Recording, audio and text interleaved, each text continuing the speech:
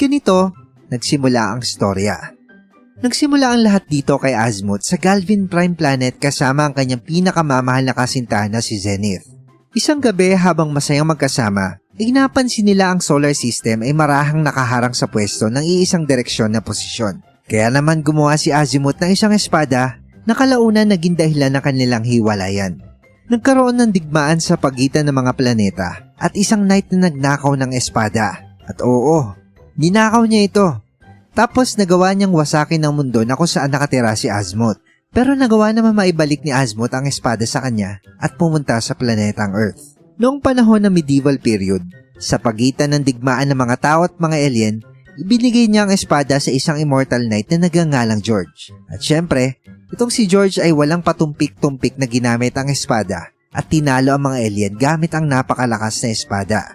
At dito nagumpisa ang pagkabuo ng Forever Knight na naging tagapangalaga ng mundo laban sa masasamang alien. Ginawa ni Azimuth ang Omnitrix upang magbigay ng kapayapaan at pagkakaisa sa lahat. Ito rin ay paghingi niya ng pasensya sa ginawa niya sa isang isolated planet na Xenon. Gamit ang kanya nakolektang DNA ng mga alien sa space, iniligay niya ang lahat ng ito sa isang maliit at green na relo.